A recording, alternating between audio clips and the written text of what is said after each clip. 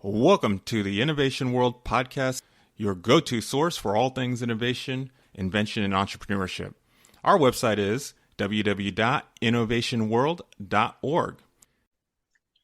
Welcome to the Innovation World Podcast. My name is Julie Shively, and I'm the founder of Innovation World and the co-founder of the Global Innovation Field Trip.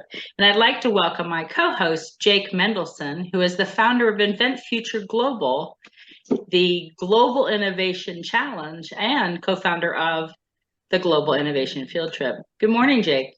Good morning. Good morning. I was tired before you started that introduction, but now after I realize all these things I'm involved in, I'm exhausted. But this is going to be great. I'm so happy to be here. We have two wonderful innovators here who are going to tell us about what they've done. So I'm looking forward to that. So let's get started. First, let's share a couple of announcements. Let's see the big announcements. Oh, the guests today, by the way, are coming to us because they are top innovators from the National Innovator Challenge, which is put on by Hewitt Learning. Wonderful program where students can enter their apps, ideas, or prototypes. And I think today's guest has a prototype. So we'll learn more about them in just a few minutes.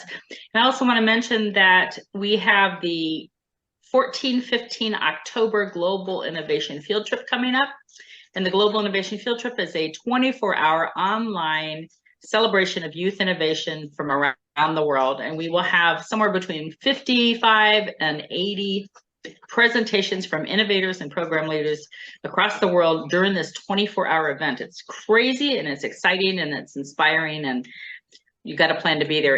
Either come in as a presenter or come in and watch the program. You can watch it on YouTube at the Global Innovation Field Trip, or you can visit globalinnovationfieldtrip.org. Sorry, I'm forgetting my URL. And sign up to be a presenter. We'd love to have you. And so, Jake, tell us about the Global Innovation Challenge that's coming up. Yes, actually, and even more exciting is our two innovators today have actually registered for that. Congratulations. This is wonderful. And this is coming up, and the deadline to register is September 10th. 2023. So if you're listening to this and you want to find out more information, if you go to the website inventfuture.global. Talk about getting confused about websites. Inventfuture.global. You'll see the information about how to register and get involved in this wonderful program. So that's the global level program that our U.S. national students promoted into, but you've invited countries or programs from countries around the world to participate. So our U.S. students will actually meet up with some kids from maybe Chile and maybe China will have some students, and Indonesia. In fact, the Indonesia group has students from all over the world too. So theirs will be a mix of other students. And I can't think of the other one. I know that there's at least 2 or 3 other countries involved right now, but it's a good time to get your country involved before this deadline hits. Otherwise, you have to wait for a whole nother year to get involved. Yeah, we've got 24 countries that are involved in some level or another. So it's going to be pretty exciting. All right. Well, great. I look forward to it. I look forward to seeing our guests at the Global Innovation Challenge. So with that, I think it's time that we introduced our guest. Well, at least I'm going to welcome our guest. I'm going to welcome Bo and Steven, and I'm going to let them introduce themselves, tell us where they're from, what grade they're in, and then they can go right in and talk about their innovation. And when they're finished, we'll have a couple of questions for them, I think. It's all yours, guys. Hi, I'm Bo. I'm Steven. We go to Rayton Elementary. We're going into 4th grade. We live in Norwalk, Connecticut, and we made the Need a Hand. We created this invention because a few months ago I dislocated and fractured my arm, and when that happened, I couldn't really hold my paper. So I decided I needed to help this problem. So that's why we created the Need a Hand.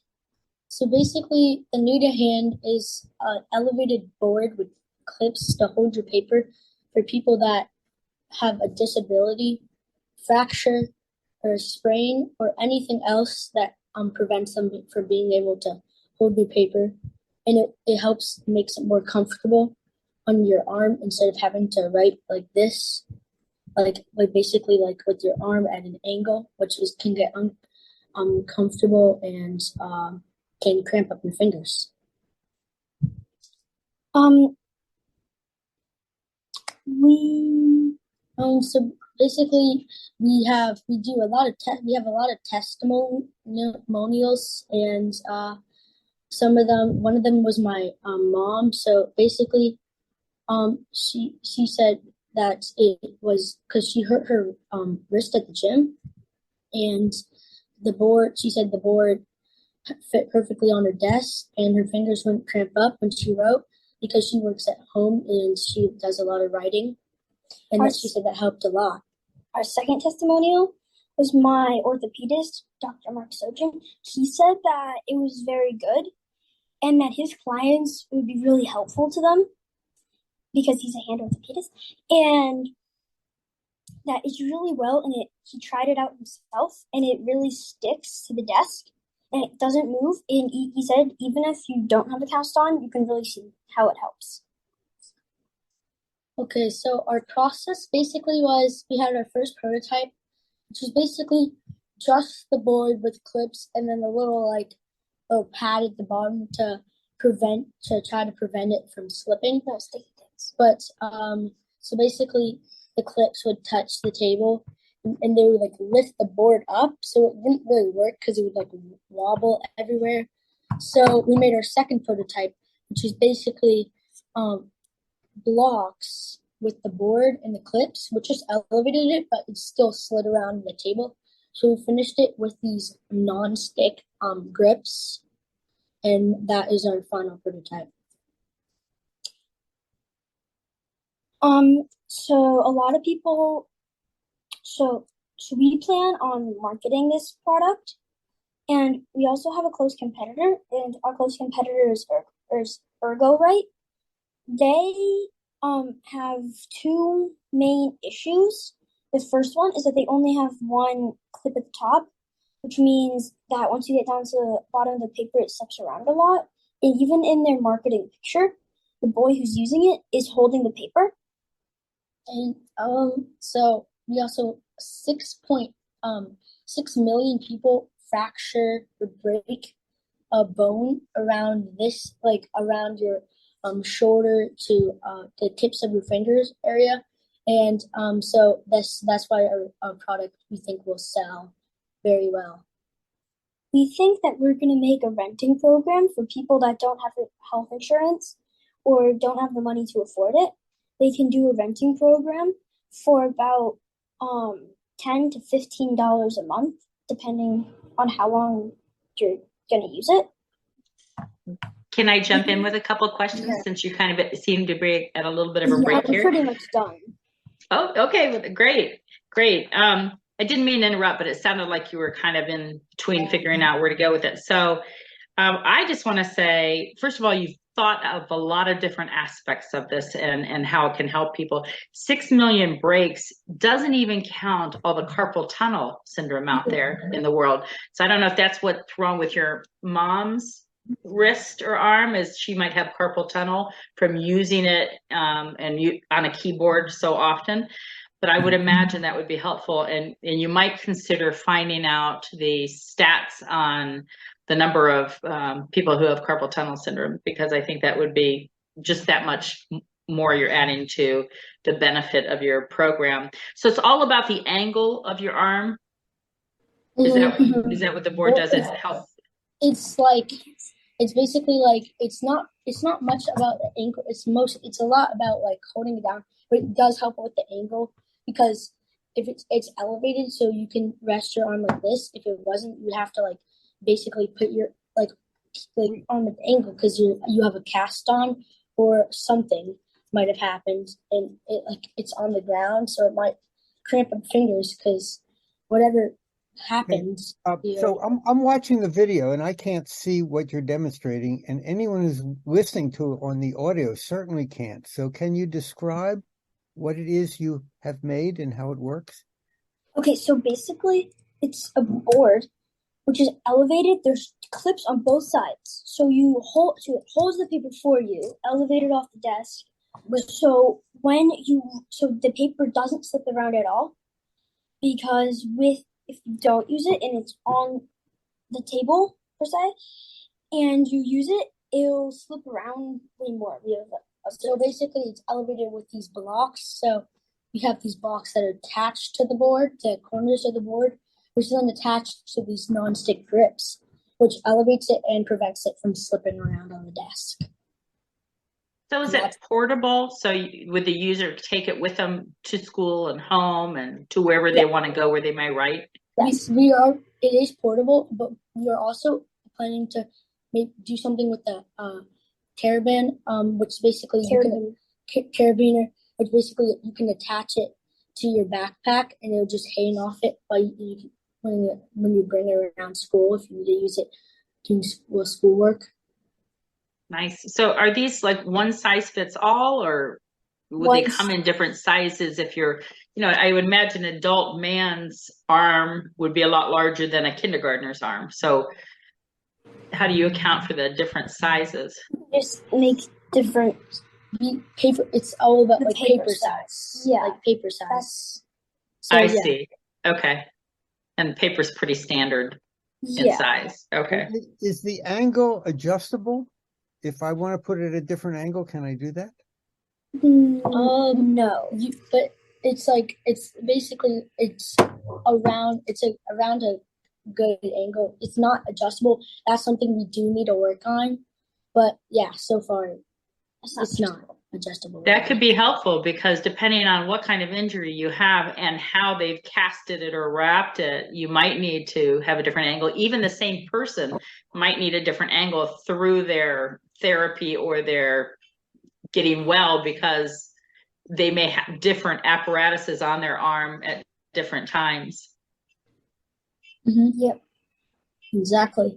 It's great that you checked with your orthopedist. I think that's a good move to have some professional out there that is willing to say, I think this is great and you should keep moving forward with it.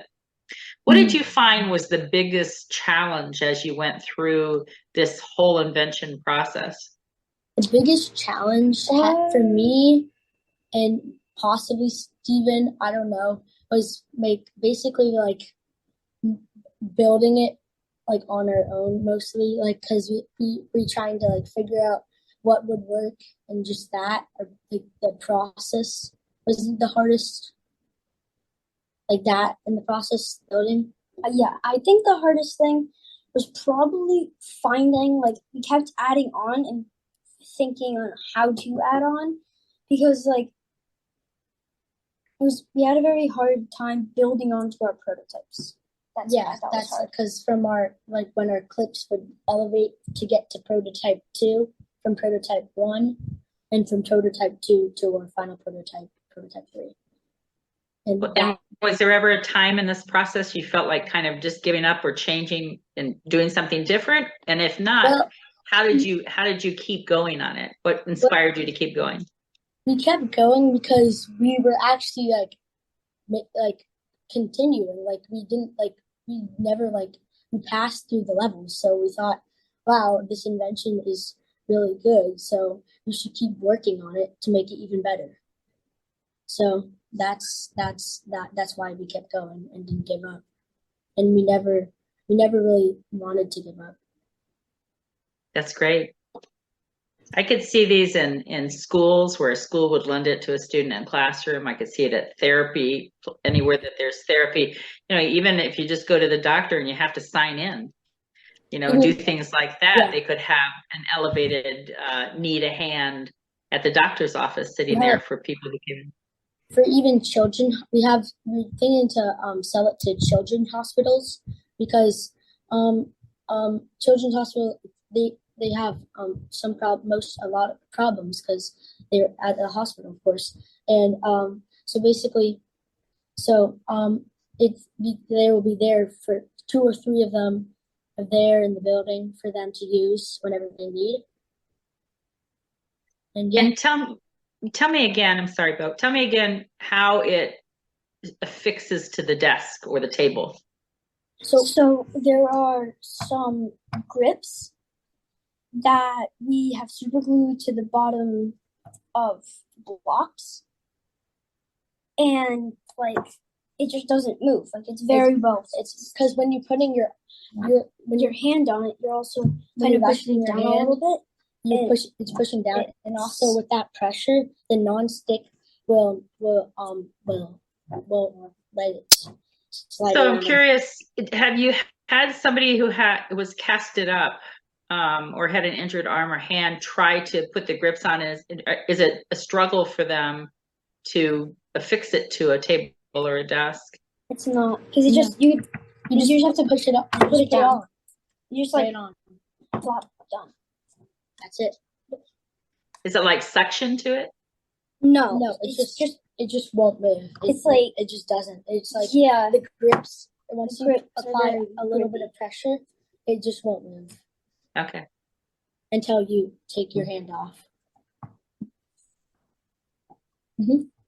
So what would you do if you had all the resources in the world? What would you do next to improve it or change it? We'd probably do the carabiner thing, or we'd try to make it folded in half, or like so it's a lot more portable, or like basically what you guys said. So basically, we can have it adjustable. Maybe that. Yeah. So for fit injuries, like you said. Or we might make the stickiness a little bit better, and we might make it into a bit of a suction. So we just have to apply a little bit of pressure so it can really be fastened.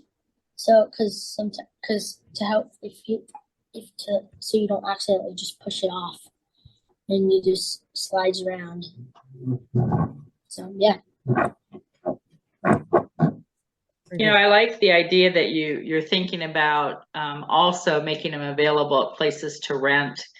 I think that's the empathy showing. You know, empathy is what drove you to create this innovation, and you're continuing along and using empathy as you've designed it to think about how you're going to market it and get it out there. And it's nice to offer something. I have a pair of crutches upstairs for my son had surgery. I have a walker upstairs when he had surgery, one of those little tub chair things.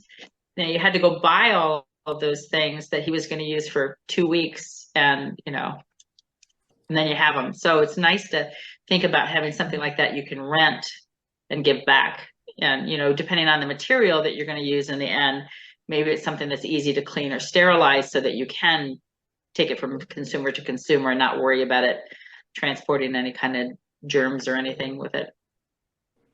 Yeah, that sounds totally right. I like to be totally right every now and then, and it doesn't happen often, so I appreciate that.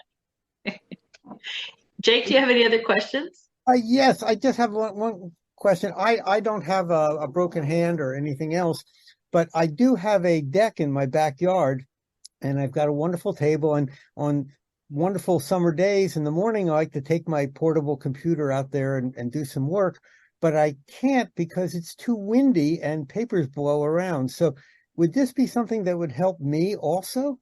Yes. It definitely could. You can just put the papers, clip them to the board. It's heavy enough. It won't fly away. Yeah. Great idea, Jake. Well, I have this wonderful deck and I can't use it when it's too windy. Yeah. Now all you need to do is make us something to put over your PC screen so that you can see it better outside. Sometimes it's pretty hard to see on those outside. So what are you guys going to do next? Are you think you'll invent again together? And have you thought of things since you've done this invention along the way? You thought, oh, we should invent this as well. We want to continue with this as far as we can. Yeah, we want to continue with the need hand as far as we can go. Good. That's wonderful. Well, I congratulate you on all the progress you've made. Did you go through the Connecticut Invention Convention, Ohio? What convention were you in? The Connecticut one. Connecticut, very good. That's a great program. And we're so happy to hear that you went through the National Innovator Challenge too, and getting ready to go through the Global Innovation Challenge. It's quite an accomplishment. One last thing I want to ask you guys, and I ask all of my guests this, all my young guests this anyway, is, and it kind of helps me get a view into your insights a little bit. If you could go to lunch with anybody in the whole world, anybody at all, who would you go to lunch with and why? Living or dead? Living or dead, right? Well, they could be somebody who's passed, but you'd go to lunch with them when they were still alive. How about that? No zombies at the table. So I'd go to lunch with Albert Einstein because I'm really into his theories and stuff, and like the theories he's created. I think they're very interesting. That's probably what I'd do. What age do you think you'd want to meet Albert Einstein at? When he was a kid, when he was an adult, old man? What do you think would be best? He was more of like an adult, probably, because that's when he had most of his theories. What interesting conversations you might have with him. How about you, Bo? I would go, I don't know, Abraham Lincoln maybe, like because like he was a president, and I just want to know what it's kind of like to be able to like change the world and be in that position. Yeah. Wow. Well, maybe someday you'll have that opportunity. Not to meet Abraham Lincoln, but for you to be in that position where you can think about sharing it with all the young people who want to know how it feels to be Bo, how it feels to be a famous inventor with your friend Steven, and looking back on what it was like when you're young. I guess I came up with one more question. If you were talking to a classroom of students that have not yet invented anything, or don't even really understand the innovation process yet, what would you tell them to inspire them to think about doing what you guys did? If they to inspire them, I'd say like, look how far we got. We went through all of this. We kept going. We didn't give up, and it was a lot of fun. Yeah, I'd probably tell them that if you don't give up, you'll always succeed. Good words to live by, guys. Good job. All right. Well, thank you so much for spending time with us today. We're really excited that you were here, and we can't wait for our wider listening audience to be able to hear what you have to say. And it's just wonderful what you've done, and we'll be cheering you on at the Global Innovation Challenge coming up soon. Thank you, guys. Thank you. You're welcome. All right, so just a couple announcements to make before we close the show. Again, if you're interested in being a presenter at the Global Innovation Field Trip on October 14th and 15th, write to go to globalinnovationfieldtrip.org. You can learn more about it and click on sign up to present, and you can become a presenter, or just decide to watch. Mark it on your calendar. That 24-hour event. It will start at noon Eastern U.S. time. That's the same as New York time on Saturday the 14th, and it will end on Sunday the 15th. And that's just for this Global Innovation Field Trip. I know Jake's going to mention this if I don't. We actually have these once a quarter. So we have one every January, April, July, and October. So if you can't make it to this gift program, make it to the next one. It's fine with us. But wait a minute, Julie, that sounds fantastic. But what does it cost to present a gift? It costs nothing to present, and it costs nothing to watch other than the time that you want to take to put into it. That's it. Thank you for reminding me, Jake. And so one last plug for the Global Innovation Challenge. If you have students that you're working with who are innovators and you want to get involved, please reach out to inventfuture.global and find out if you can sign up for this year's program and get your students involved. The deadline for that is September 10th. And that's a wrap for us, I think, Jake. Thank you all, and we'll see you next time. Thank you for joining us today for the Innovation World podcast. Innovation World is your go-to source for all things innovation, invention, and entrepreneurship. Our website is www.innovationworld.org.